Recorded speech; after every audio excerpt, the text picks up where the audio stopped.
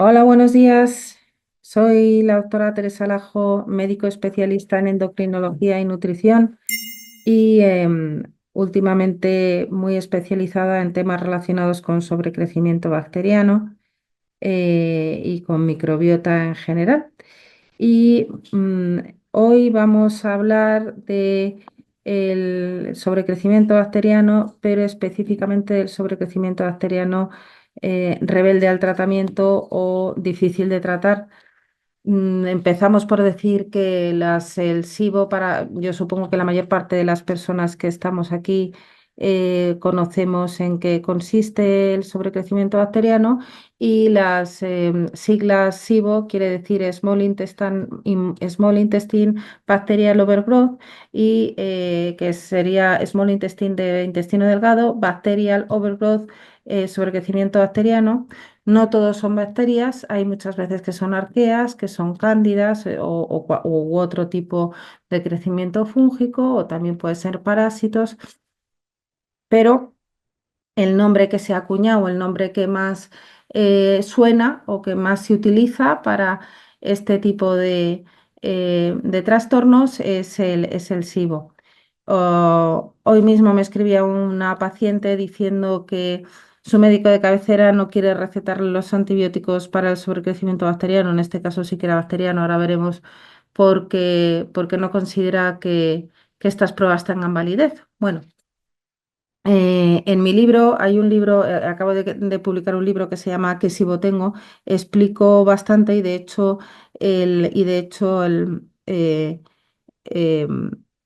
el motivo de escribir el libro fue de alguna manera empoderar al paciente o dar herramientas a todos los pacientes para que fueran capaces de hablar con sus médicos y explicarles que realmente esta situación, si no lo queremos llamar patología, bueno, pero esta situación sí que existe y lo que es importante de que esta situación sí que exista es que se puede mejorar, se puede tratar y podemos mejorar realmente la vida de los pacientes. Bien, pues sin más voy a hacer una introducción pequeñita y sencilla y voy a pasar a hablar de lo que nos ocupa. Bueno, como decíamos, la definición del sobrecrecimiento bacteriano es una concentración elevada de bacterias. Ahora sí que estaríamos hablando del bacteriano, por eso hablamos de bacterias, alrededor de 105 unidades formadoras de colonias por mililitro de aspirado yeyunal. El diagnóstico a través del aspirado yeyunal sería el más exacto, pero es caro, es invasivo y en la práctica clínica no se realiza. El diagnóstico que se realiza en la práctica clínica es el test de hidrógeno expirado. El test de hidrógeno es un test de soplar. La mayor parte de los pacientes se lo hacen en sus domicilios, dura unos 3 horas y se basa en la ingestión de un sustrato que normalmente es lactulosa, podría ser también glucosa, pero en nuestro medio se utiliza fundamentalmente lactulosa o lactitiol y lo que ocurre es que si existen bacterias en el intestino delgado, durante los primeros 90 minutos de la prueba existe un aumento del hidrógeno o del metano según sea el tipo de organismo que existe. Entonces, bueno, pues estos microorganismos producen un aire medible que, como os digo, al metabolizar los hidratos de carbono, en este caso el sustrato que es biela lactulosa o el lactitiol. Bien, hay diversos consensos a lo largo del tiempo. Ha habido dos consensos fundamentalmente, pero bueno, no nos vamos a meter en eso, que es un poquito más complicado. Y estas bacterias que bien pueden ser nativas o bien bien pueden ser comensales de las que están habitualmente con nosotras, o bien estas mismas que se han hecho patógenas u otras bacterias que por lo que sea u otros organismos que nos han venido de fuera, están en unas concentraciones más elevadas de las que deben estar. Partimos de que el intestino delgado normalmente es aséptico, no tiene microorganismos y producen una fermentación excesiva y como consecuencia de esta fermentación excesiva existe una inflamación, que es lo que hace que las personas se encuentren hinchadas y tengan una especie de tripa por la noche, como si estuvieran embarazadas, y existe una inflamación y una mala absorción. Esta elevación de bacterias a veces se asocia con anormalidades anatómicas, desórdenes de la motilidad o u otras causas que pueden ser multifactoriales como pancreatitis crónica, cirrosis hepática, etcétera. Vale. Como estamos hablando de una causa complicada, o sea, de un tipo de SIBO complicado, porque entiendo que el manejo normal del sobrecrecimiento bacteriano en este entorno ya lo conocemos y por eso el interés de esta charla era ir un poquito más allá, ir a los casos complejos, vamos a hablar un poquito del tratamiento. Entonces, el primer paso en tratar el SIBO es entender que no es una enfermedad en sí misma, sino que es un fenómeno secundario ocasionado por otro tipo de enfermedades. Y en el tratamiento del SIBO, las tres fases que casi todas las personas que nos dedicamos a esto siempre manejamos, las tres fases fundamentales son, primero, identificar la causa, segundo, tratar el sobrecrecimiento y tres, utilizar las técnicas necesarias, fundamentalmente dieta, fármacos, herbáceos y cualquier otra herramienta, puede ser terapia neural, puede ser manejo del nervio vago, puede ser pues eso, estimulación del parasimpático, control del estrés, ejercicio físico, etcétera, para mantener el control o prevenir la recurrencia de SIBO.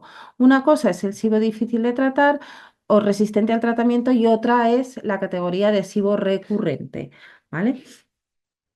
Tenemos que decir que este es un tema muy importante, que yo creo que lo voy a repetir a lo largo de la charla, que la media quiere decir que hay gente que necesita menos y hay gente que necesita más, pero la media de ciclos, no de tiempo ni de meses, sino de ciclos de tratamientos de esta situación del sobrecrecimiento bacteriano o del sobrecrecimiento fúngico de arqueas o de bacterias sulforreductoras, la media de ciclos de tratamiento está entre 4 y 6. Quiere decir que hay gente que necesitará uno o dos, uno raro, uno o dos, y hay gente que necesitará 7 o 8. La media está entre 4 y 6, ¿vale? Dentro de las causas tenemos las anatómicas, por ejemplo, haber sido sometido a una operación quirúrgica, asa ciega, resección iliocecal, estenosis. Por ejemplo, la cirugía bariátrica, que es la cirugía de la obesidad, prácticamente siempre tiene asociada una disbiosis posterior si es que no se ha tratado la microbiota tras la cirugía. Otra situación bastante común, sobre todo entre las mujeres, claro, es la cesárea o la endometriosis, que ha podido conllevar unas adherencias abdominales de una inflamación abdominal con unas adherencias o una apendicitis. Bueno, todas estas son cirugías que si no se ha manejado bien y han quedado adherencias, que muchas de ellas es así, pues lo que ocurre es que los movimientos intestinales no son tan fluidos, no son como deberían de ser, y es lo mismo que si hubiera un retraso del complejo motor migratorio, es decir, la circulación de los alimentos y de los fluidos la pared, o sea, por la luz intestinal no lleva el ritmo que debería llevar y entonces es como cuando el agua se remansa, que hay más posibilidades de que crezcan los microbios, pues esto es igual. También tenemos la posibilidad de una alteración del pH intestinal que lleva a un entorno favorecedor de microorganismos que nos puedan alterar.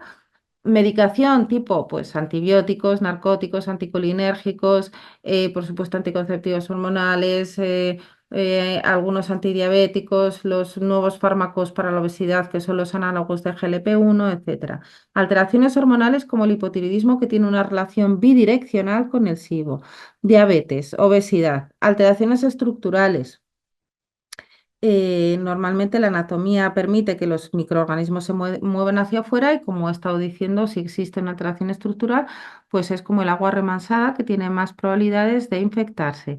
Y las alteraciones del complejo motor migratorio, que he mencionado un poquito, y también la posibilidad de presentar anticuerpos antivinculina. Esto es muy frecuente después de una intoxicación alimentaria y de hecho son unos anticuerpos que se pueden medir. Normalmente dan lugar a la larga a lo que siempre se ha llamado como el colon irritable Pimentel habla mucho de ellos y de la prueba de los anticuerpos antivinculina, y aquí lo que favorece es el intestino lento y el estreñimiento, conduciendo a un aumento de la carga microbiana a nivel intestinal y evidentemente el activar el complejo motor migratorio nos ayuda a expulsar estos microorganismos hacia el exterior, y esto normalmente se suele conseguir con unos fármacos o unos suplementos llamados procinéticos.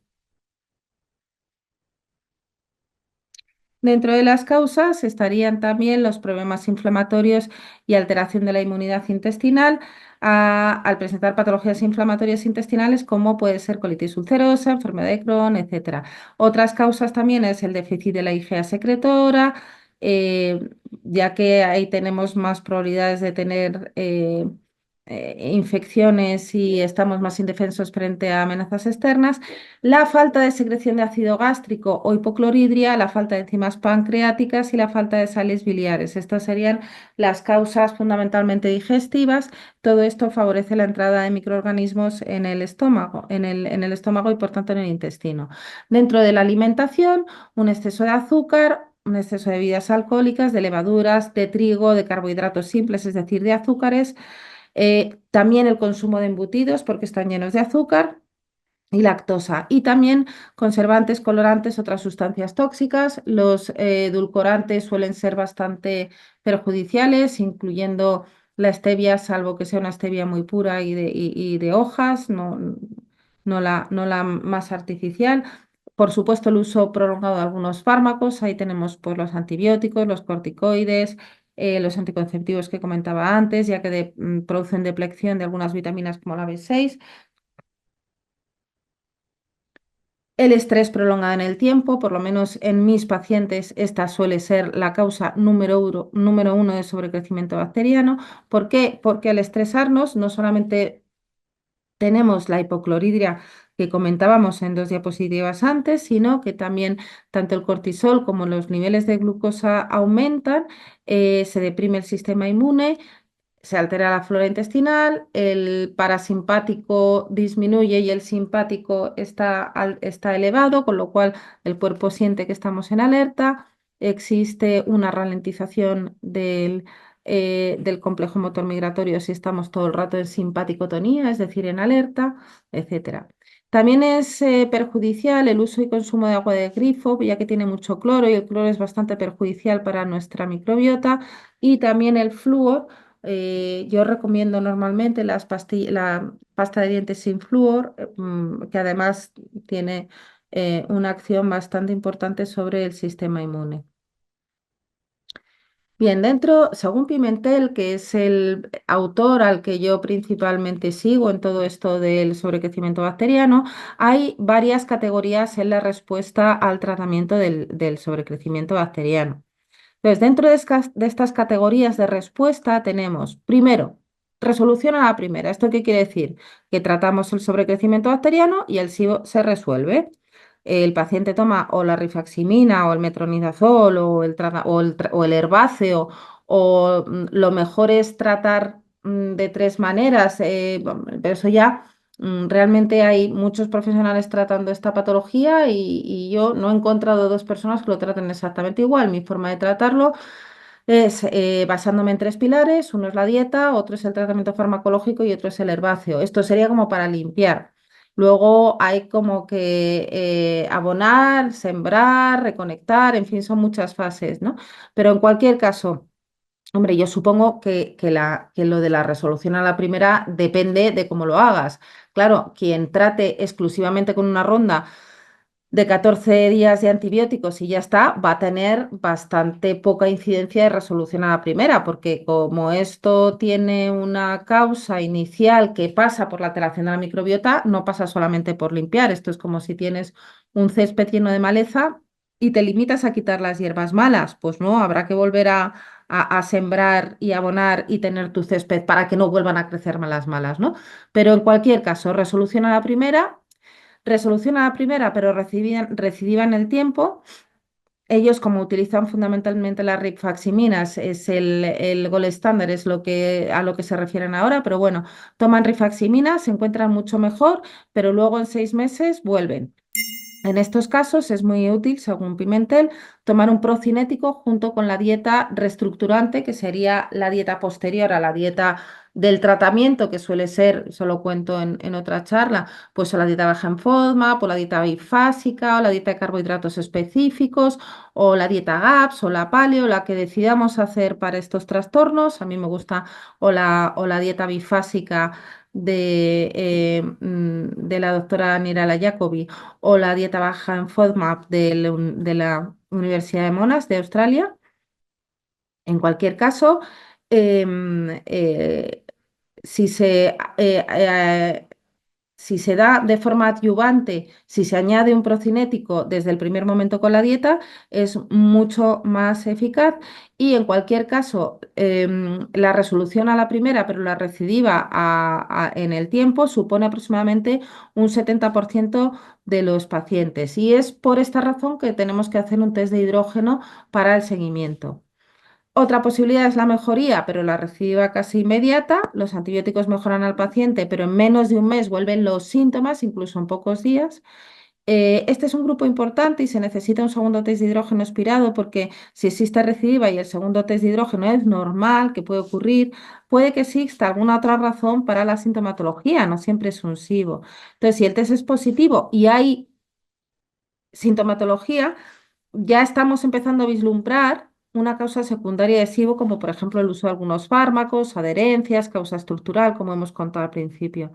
Si hay una razón estructural, lo normal es que el SIBO vuelva bastante deprisa y bueno, pues estos son los típicos casos que necesitamos investigar las causas en profundidad y bueno, ya muchos pacientes míos que tienen alteraciones anatómicas les digo que bueno, pues que van a tener que seguir con esto toda la vida y vamos a tener que seguir con tratamiento de probióticos o de procinéticos. Otra posibilidad es la respuesta parcial. La respuesta parcial quiere decir que el paciente está un poquito mejor. Aquí es muy útil la evaluación mediante cuestionarios porque la gente, a veces los cambios son tan sutiles que cuando vienen a la consulta te dicen, uff, no he notado ningún cambio. Y tú les empiezas a preguntar por los síntomas que tenían al principio y te das cuenta cuando les interrogas un poquito más dirigidamente que sí que han mejorado en muchas categorías, pero ellos no se acuerdan. Entonces, claro, es un poquito frustrante tanto para ti como para el paciente haber hecho un tratamiento a veces largo y que no noten mejoría, que ya os digo que muchas veces no es verdad si no sabes preguntarles de forma adecuada. Aquí hay que descartar también la falta de adherencia al tratamiento. Bien, y entonces aquí tenemos dos opciones: iniciar un segundo curso de tratamiento o volver a testar con el test de hidrógeno. Y la quinta sería la ausencia de respuesta. Si no tenemos ninguna respuesta en absoluto, aquí tenemos que seguir investigando porque puede ser que la sintomatología no tenga absolutamente nada que ver con el SIBO y existe una gran lista de causas potenciales para esta sintomatología que no es el SIBO. Bien, después de agotar las posibilidades mencionadas, algunos pacientes, en mi experiencia, muy, muy, muy pocos, tienen que tomar antibioterapia crónica. El doctor Pimentel cuenta que, bueno, pues hay como un 2%, una cosa así. Entonces, son aquellos pacientes cuya causa de SIBO es muy difícil de manejar pero se sienten normales, se sienten muy bien al tomar el antibiótico y un ejemplo son algunas, no todas, algunas diverticulitis crónicas. Y otro ejemplo es la enteropatía diabética, ¿vale? Como os digo, esto ocurre en bastante menos del 5% de los pacientes. ¿Y qué pasa si los síntomas no mejoran? Bueno, pues como os digo, hay algunos casos de pacientes que han sido tratados en varias ocasiones y no han notado ninguna mejoría. Y en este punto, vamos, lo fundamental, fundamental es volver a ver al paciente como si fuera de cero y volver a rehistoriarlo. Entonces tenemos, como os he dicho, descartar patologías anatómicas. Para esto hay que hacer una ecografía abdominal, una gastroscopia y una colonoscopia. De hecho, yo siempre me gusta ver a mis pacientes de sobrecrecimiento cuando ya vienen con estas pruebas hechas, habiendo descartado previamente patología digestiva. Y aquí hay una palabra, una frase que os recomiendo que es clave, que es ¿qué es lo que más te molesta? ¿vale? Entonces, algunos pacientes tienen todavía diarrea, otros tienen distensión abdominal y otros una sensación de pesadez, estreñimiento o a veces una flatulencia incómoda. Vamos al final de la charla, vamos a tratar un poquito de otras causas o otras situaciones que podrían, aparte de las patologías que voy a mencionar ahora, que podrían estar desencadenando esta sintomatología. Entonces, bueno, pues hay algunas patologías agravantes o concomitantes. em, bueno, yo recomiendo que cuando tengáis un paciente, tanto en esta patología como en cualquier otra, que notáis que no mejora, lo miréis desde cero, como si entrara en vuestra consulta por primera vez y no bajo las premisas que ya teníais pensando, a lo mejor pues es un SIBO, no mejora, va a ser un SIBO resistente o tal. No, a lo mejor tiene otra patología, a lo mejor realmente hay que mirarlo desde cero y quitarse de la cabeza que pueda ser este tipo de patología relacionada con el sobrecrecimiento, con la microbiota, ¿no? Entonces, aquí tenemos patologías que pudieran estar relacionadas, como es la enfermedad celíaca, ya sabéis que es una enfermedad del sistema inmune. eh, los síntomas más prevalentes son la diarrea, la extensión abdominal, que esto está en común con el SIBO, el déficit de hierro, la fatiga, etcétera. Es una reacción al gluten, a la proteína del trigo, y esto desencadena una serie de sucesos fisiológicos que alteran, de hecho, atrofian. De hecho, el diagnóstico definitivo es mediante biopsia para ver cómo está la mucosa y está atrófica, aparte de los anticuerpos. Y con esto tenemos una dificultad en la absorción de nutrientes y si no se trata, y el tratamiento de la enfermedad celíaca, como todos sabéis, es la retirada absoluta y drástica del gluten, pues hay mala absorción de nutrientes y hay peligro de todas las funciones, absolutamente de todas las funciones vitales. El diagnóstico, como os he dicho, es una analítica de sangre para comprobar los anticuerpos, sobre todo la IgG y la IgA también transglutaminasa. Y la prueba definitiva sería la biopsia del intestino delgado. El tratamiento es la extensión de gluten y bueno, de todas formas hay otras, como por ejemplo la sensibilidad al gluten no celíaca, cuyo diagnóstico es mucho más controvertido, de hecho su existencia es mucho más controvertida. No existe una retirada absoluta de gluten, pero el hecho es que los pacientes se encuentran mucho mejor al dejar el gluten, con lo cual la mayoría lo dejan. Aquí tenemos la enfermedad inflamatoria intestinal, que incluye dos enfermedades diferentes, ambas caracterizadas por la inflamación crónica del tracto digestivo.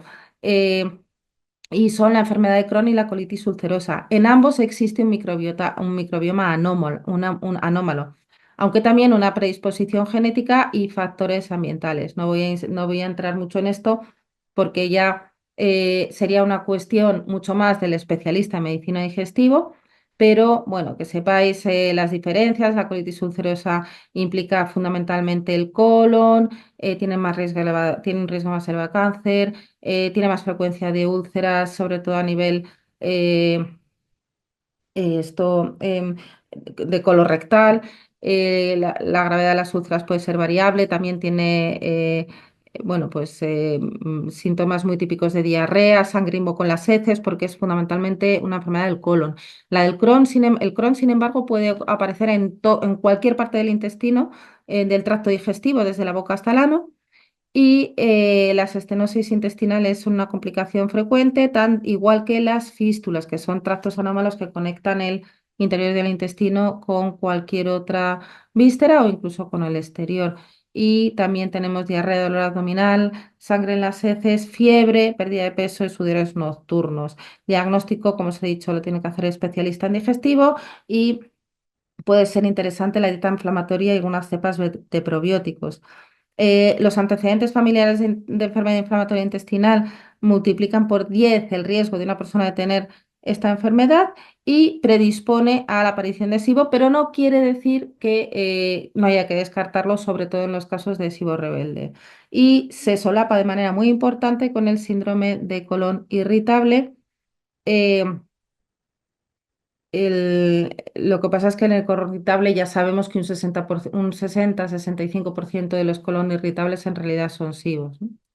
Tenemos la colitis microscópica, que es muchísimo más raro, dividido en tres entidad es diferente, que es la colitis linfocítica, la colágena y la microscópica incompleta. Es una inflamación del colon que produce diarrea acuosa casi constante y se establece mediante anatomía patológica.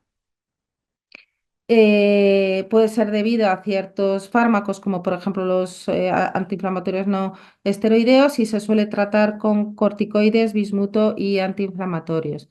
Tenemos la insuficiencia pancreática, se puede dar en la pancreatitis crónica, pero también a veces es idiopática.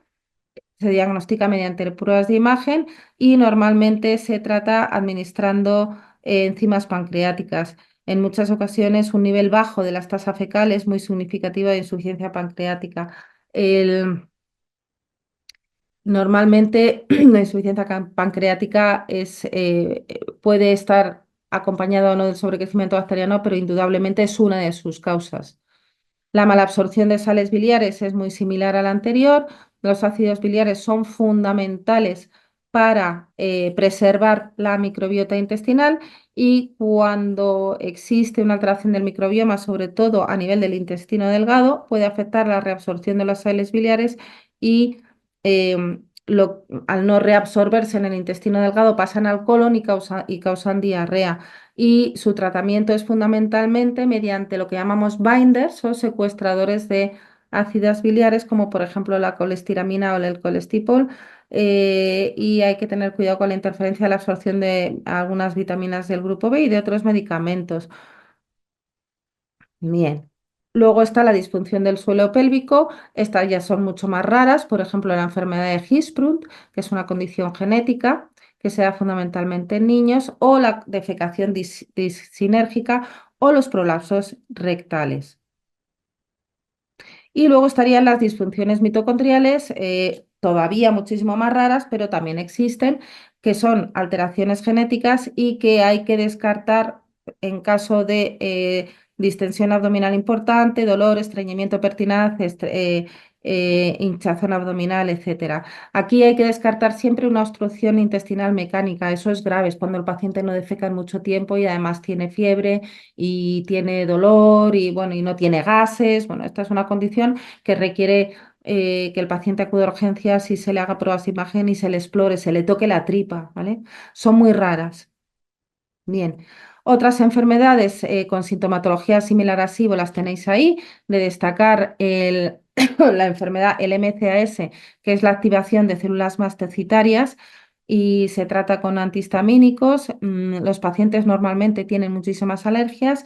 El síndrome de Ehlers-Danlos, que es una enfermedad genética que debilita el tejido conectivo del cuerpo, es un diagnóstico muy complicado. Las adherencias ya las hemos comentado. La endometriosis, lo mismo digo. La esclerodermia, que es una enfermedad autoinmune vinculada al síndrome del colon irritable y también a la enfermedad inflamatoria intestinal y al sistema inmune y anticuerpos y antivinculina. Vamos a hablar un poquito del test de hidrógeno expirado. Como os he dicho, es el test fundamental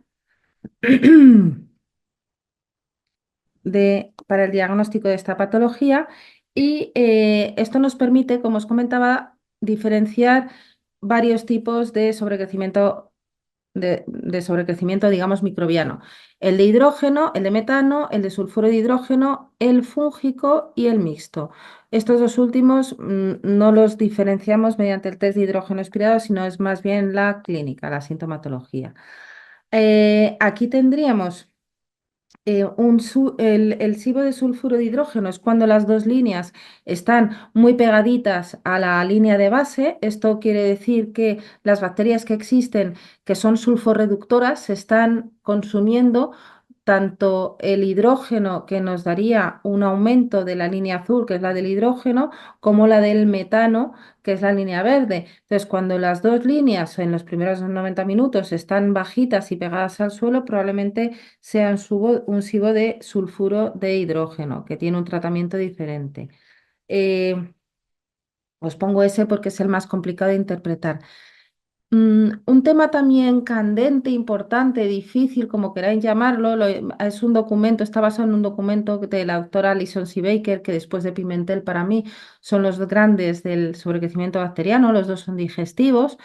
Por eso me hace mucha gracia cuando los médicos de cabecera de aquí o los digestivos dicen, para mí esa prueba no existe, para mí esa sintomatología no existe. Bueno, estos médicos americanos especialistas en digestivo llevan manejando esta patología y tratándola, yo creo que más de 20 años. Hay muchísimas publicaciones, hay libros al respecto. Entonces, bueno, eh, yo no sé en qué se basan los médicos para decir que esta patología no existe, pero bueno, ya está. Entonces, lo que llama ella blind spots, que es como los puntos ciegos, o sea, los puntos más difíciles, primero, tenemos que hacer nuestra propia interpretación del test. ¿Esto qué quiere decir? Por ejemplo, aquí en España hay varios laboratorios que opinan, o por lo que sea, que el test de metano solamente, o sea, tiene que incrementarse 10 puntos respecto a la línea más baja, igual que el hidrógeno. El hidrógeno, para interpretarlo como positivo, tiene que incrementarse en 20 partes por millón respecto a la parte más baja. Pero estos americanos, estos profesionales americanos a los que os he comentado que yo sigo, en el caso del metano, consideran que en cualquier punto de la gráfica por encima de 10 es positivo, no tiene que haber un incremento. Si empieza en 20 y luego baja a 15 y luego sube a 18, ya es positivo porque está por encima de 10. No, si empieza en 20 no tiene que subir a 30. O si empieza en 10 no tiene que subir a 20. Me vale con 10, 12, 15, 8. Eso sería un positivo en metano, ¿vale? Pero también hay que compararlo con la clínica. Claro que nadie hace un test de hidrógeno expirado con lo rollo que parece que es si no hay síntomas. Entonces, cuando lo hacemos y es positivo es que probablemente hay síntomas. Bien, el test de hidrógeno es un arte, no es blanco y negro. Es fundamental hacerlo nuestro y saber interpretarlo y saber para evitar falsos positivos y negativos, como os decía, sobre todo en metano y en sulfuro y en bacterias sulfurreductoras, el sulfuro de hidrógeno. Entonces los criterios serían eso, como os estaba diciendo, hidrógeno que se eleve por encima de 20, metano más de 10 en cualquier parte de la curva, incluyendo la línea de base, metano también, según si Baker, es de 3 a 9 si hay estreñimiento, que esto lo hace, o sea, es mucho más amplio. Antes decíamos por encima de 10, pero ahora si tienes 5, 6, 7 o incluso 4 o 5, si hay estreñimiento también sería positivo. Y hidrógeno de 6 o menos y metano de 3 o menos, a las 3 horas de la prueba sería eh, positiva para SIBO de sulfuro de hidrógeno. Mejor hacer la prueba de 3 horas con 10 tubos y con lactulosa, no con glucosa. ¿Y cuándo es el momento de repetir el test? Pues según está médico, sería dentro de las 2 semanas posteriores a la finalización del tratamiento antibacteriano, dentro de las 2 semanas, ni antes de las 2 semanas ni después. Eh, Me da igual el tipo de tratamiento que sea. Si el paciente no se siente, un 90% mejor, ¿vale? Bien, y si el paciente no puede repetirse el test y continúa con síntomas, se podría considerar hacer otra ronda de tratamiento, pero no es aconsejable hacer más de 2 rondas de tratamiento sin retestar, porque, como hemos estado viendo en las diapos anteriores, podría continuar con síntomas, pero ser debido a cualquier otra cosa. Entonces, no debemos olvidar nunca ni la sintomatología del paciente, tanto durante la prueba como en la historia clínica, la preparación de la prueba. La cronicidad, no es lo mismo una persona que haya tenido una intoxicación alimentaria y que haya tenido una sintomatología que puede ser un rotavirus de 2 días de diarrea o alguien que lleve un año. ¿Eh? No es lo mismo, eso hay que tenerlo en cuenta. Y muy importante, la comunicación, no solamente con el paciente, sino en muchas ocasiones con el laboratorio que nos hace la prueba. ¿Vale? Entonces, mensajes claves respecto al test de hidrógeno sería la nomenclatura, ojo, como he estado diciendo desde el principio, SIBO, IMO, que es Intestine Methanogenic Overgrowth, mixto, etcétera. La sintomatología no tiene por qué correlacionarse con niveles de elevación de hidrógeno. A veces la diarrea es debido a sulfuro de hidrógeno. No utilizar la misma dieta para todos. Siempre es consecuencia de una disbiosis. No sirve de nada tratar solamente con antibióticos, hay que abordar factores subyacentes. El hecho de que todavía tenga síntomas de SIBO no significa necesariamente que todavía tenga SIBO, esto es muy importante, y a veces tenemos necesidad de nuevas pruebas, anticuerpos, aspira yeyunal, el test Triesmar aquí todavía no está, que sería el definitivo para el sulfuro de hidrógeno. Bien. Vamos a hablar un poquito, porque no me da tiempo a hablar mucho, de hongos y parásitos. El término parasitosis hace referencia a la presencia de infección parasitaria en el intestino.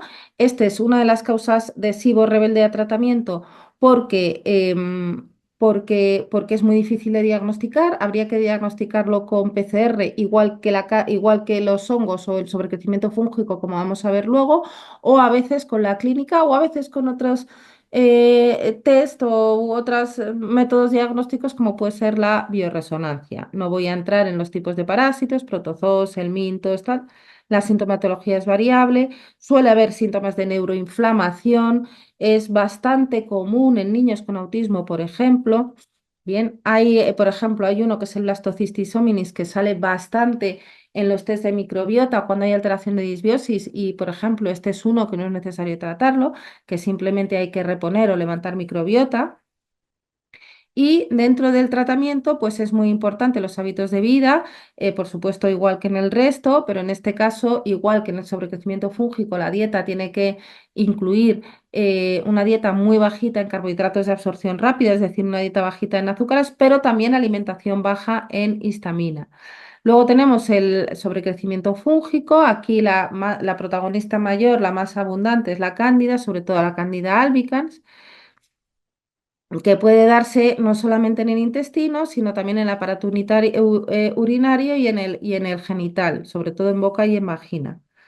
A mí la cándida me gusta, aparte de con la sintomatología, en el libro, por ejemplo, de qué SIBO tengo, hay cuestionarios que no son fáciles de encontrar sobre la presencia de cándida, pero es muy bueno hacer cultivos de cándida y sobre todo verlo al microscopio, verlo literalmente con el microscopio, que eso lo hacen, por ejemplo, bueno, pues en diversos test, o sea, no hay muchos laboratorios que lo hagan. El Laboratorio de Estudios Analíticos Aplicados a la Clínica, por ejemplo, sí que lo hace, el verlo con el microscopio, y además añaden el aromatograma para ver exactamente qué aceites esenciales lo tratan. Puede ser fácil pasar por alto los problemas de hongos cuando estamos intentando deshacernos de un SIBO, pero hay muchos casos que vienen acompañados de cándida y, en mi experiencia, fundamentalmente los de arqueas, es decir, los de metano, que son los de arqueas. Y los síntomas muchas veces se superponen, pero como comentaba el otro día en la charla promocional del nuestro curso de experto aplicado en la clínica de dieta para microbiota y SIBO que hicimos Mar Alonso y yo, normalmente es mejor tratar primero la cándida y luego el SIBO, porque la cándida es bastante agresiva y si no nos la quitamos primero encima, a veces se nos puede complicar bastante el tratamiento del SIBO. Dentro del sobrecrecimiento fúngico, bueno, pues estarían en los tratamientos el uso de fármacos y o sea, dentro de las causas, perdón, la alimentación, el uso de fármacos, la falta de nutrientes, sobre todo el hierro aquí, carencia de enzimas digestivas, ácido clorhídrico, uso del agua del grifo y estrés prolongado en el tiempo. Como veis, esto coincide mucho con las causas generales de SIBO. Bien, y en el caso de la cándida, bueno, de nuevo tenemos que hacer o del sobrecrecimiento fúngico una dieta muy, muy, muy bajita en carbohidratos y, bueno, evitar el estreñimiento, aunque estas cándidas suelen dar más diarrea. La alimentación, como os digo, es básicamente quitar azúcares y hacer una alimentación rica o sea, antiinflamatoria, con especias, proteína, verdura, etcétera. También se puede recomendar, porque cuando abordamos el tratamiento de la cándida, esta libera muchísimas toxinas y metales pesados, beber una gran cantidad de agua y alcalinizarnos. Bien, de los biofilms voy a hablar poco porque se me ha ido ya el tiempo. Entonces, los biofilms es cuando los bichos, en lugar de estar en estilo plancton, se agrupan como en edificios, en casitas, en edificios, como lo queráis llamar. Es una biopelícula que tiene su propia estructura y, bueno, pues que se ha demostrado para muchos patógenos en mucosas, como estos que veis ahí: Pseudomonas, Staphylococcus aureus, Streptococcus, Pneumonia, etcétera. Eh, mm, y bueno, es muy importante tener en consideración el tema de los biofilms, porque la mayoría de las infecciones humanas, la terapia de estas está basada en el estudio de las minorías bacterianas tipo planctónicas flotantes, es decir, y esta es una de las razones por las que hay muchas infecciones resistentes a tratamientos o muchos SIBOS que no terminan de tirar para adelante o de tratarse, es por eso está dentro del SIBO rebelde del tratamiento, es porque no abordamos el tratamiento del biofilm. No llegamos ni con antibióticos sintéticos, ni con herbáceos, ni con lactoferrina, ni con los probióticos, ni con nada. Hay que abordar el biofilm con productos que se llaman disruptores del biofilm. Entonces, bueno, aquí explicamos un poquito las etapas del ciclo vital de los microbios para ver cómo forman el biofilm. Primero se adhieren a la superficie, luego forman una monocapa, luego una colonia con muchas capas y luego terminan con el biofilm maduro, que es la adhesión irreversible de la bacteria a la superficie y la unión activa vía apéndices como fimbrias, flagelos o pili. Y esto, pues como os decía antes, es lo que está confiriendo la resistencia a las bacterias, ya que los antibióticos utilizados rutinariamente se seleccionan frente a las bacterias en tipo plancton, es decir, cuando no están en estilo biofilm. Eh, bueno, pues que todos los biofilms se encuentran fundamentalmente en ubicaciones luminales y mucosas, pues en la boca, en el intestino, en la próstata, en el tracto urinario, etcétera, y tienen un gran impacto en la salud y en la enfermedad humana. Y los bichos fundamentales que se dedican a formar biofilms, aunque son todos, la Cándida forma mucho biofilm, por ejemplo, pero dentro de las bacterias tenemos Proteus, Colibiobares, Klebsiella, Enterobacter, Citrobacter, Hafnia, Pseudomonas y Clostridium. Y dentro de las estrategias terapéuticas tendremos bueno, pues algunas sustancias como las enzimas, la artemisa, que disuelven los polímeros de la matriz y bloquean su síntesis. También podemos disminuir la fijación a superficie a través de algunos agentes quelantes que limitan la absorción de hierro, romper la estructura molecular. Hay algunos antibióticos que pueden inhibir la síntesis de polisacáridos y degradar la protección de la superficie. Hay algunos otros productos que cambian el medio ambiente a través de la inhibición competitiva por otras bacterias, por ejemplo, los Streptococcus alfa. Y bueno, pues hay la furanona, que es una sustancia producida por el alga Delisea pulcra, puede bloquear el sistema quorum sensing, que no he profundizado, pero es, digamos, el idioma que utilizan los bichos para quedar entre ellos y formar estas estructuras, y la consiguiente formación del biofilm. Y otro tema importante sería la presencia de metales pesados, fundamentalmente arsénico, cadmio, plomo y mercurio, que produce estas alteraciones a nivel de la barrera mucosa, alteran una microbiota intestinal y si existen metales pesados que se suelen asociar a cándida, pues es importante tratar estos metales pesados al mismo tiempo que el sobrecrecimiento bacteriano, porque si no, de nuevo estamos ante un caso de SIBO rebelde al tratamiento, ¿no?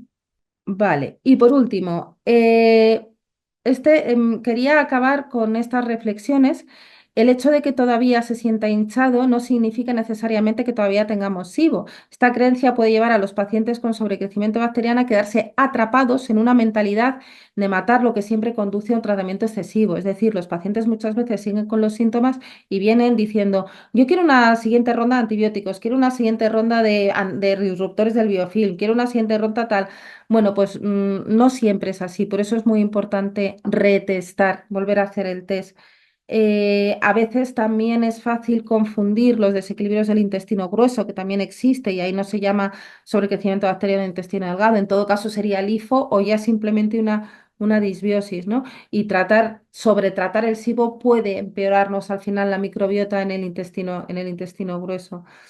De hecho, como hemos dicho, el SIBO es una disbiosis de intestino delgado que en la mayor parte de los casos proviene de una disbiosis previa de intestino grueso, que ahí tendríamos que empezar a ver si es fermentativa, putrefactiva, etcétera, y entonces igual es el momento de restablecer todo el equilibrio de la microbiota y no dedicarnos a seguir intentando matar bichos, ¿no?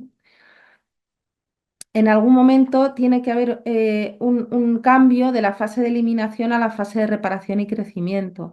Hay veces que ese momento es difícil determinarlo cuando el paciente sigue con síntomas, pero yo hay muchas veces que empiezo con esa segunda fase, aunque todavía siga el paciente sintomático, ¿no?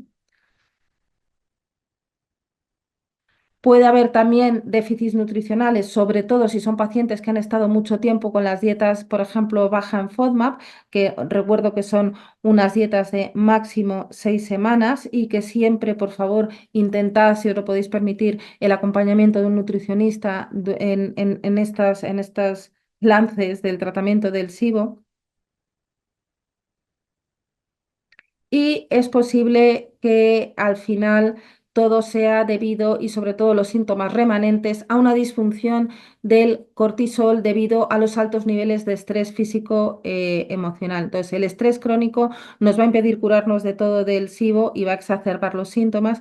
El estrés viene de muchas formas, puede ser emocional, como la presión en el trabajo, una relación tóxica, no hacer ejercicio, comer poco, hacer demasiado ejercicio, en fin. Factores emocionales de todo tipo. Los altos niveles de cortisol van a disminuir el complejo motor migratorio, como ya he dicho, va a disminuir la liberación de enzimas digestivas, el de ácido clorhídrico y va a alterar la función inmunológica del intestino.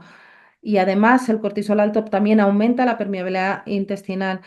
Algo de estrés es inevitable, y sobre todo si es un estrés agudo, pero no el estrés crónico es nocivo, nos pongamos como nos pongamos y hay que manejarlo porque si no es SIBO, ahí sí que ya se nos hace intratable y permanente.